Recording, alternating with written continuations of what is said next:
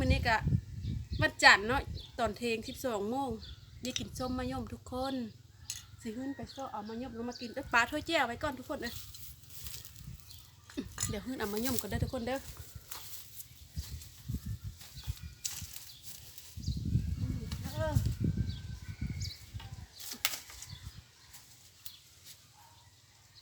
มีถุงเสื้อเลยเนาะ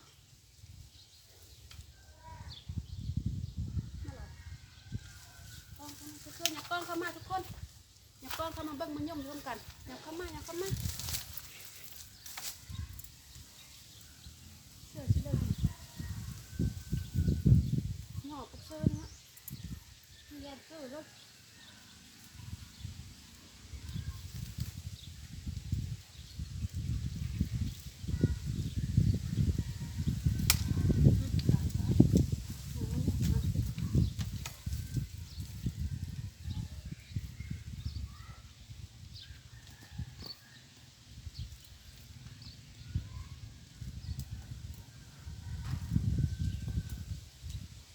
ทุกคนเด้อมันตกมะยมทุกคนเด้อ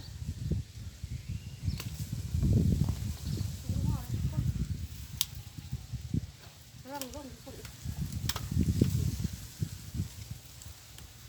จ้า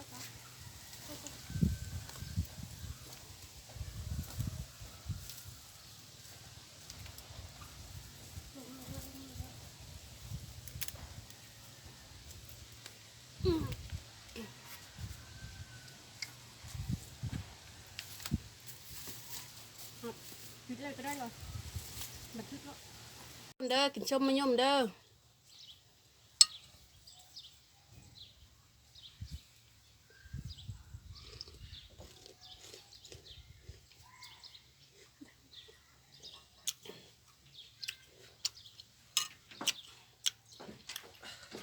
แซ่บทุกคน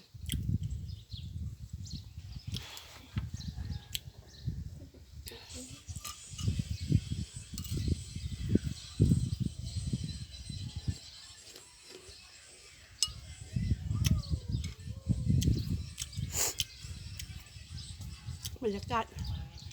เย็นๆมือพักผ่อนมันสินอยู่เฮิร์ดกินส้มมะยมทำลายใจตกเจ้า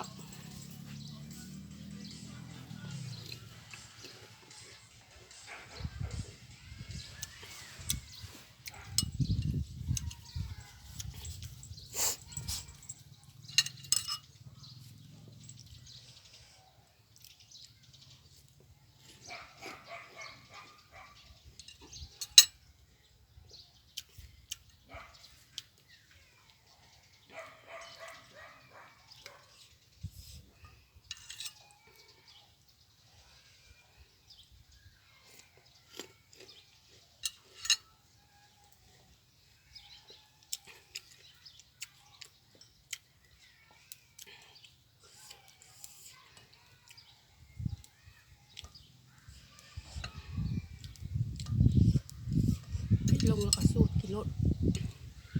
มันจะเจ็บ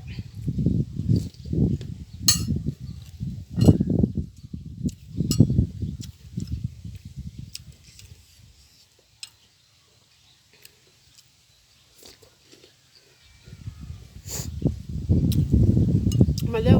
ทำลายแตะสักตัว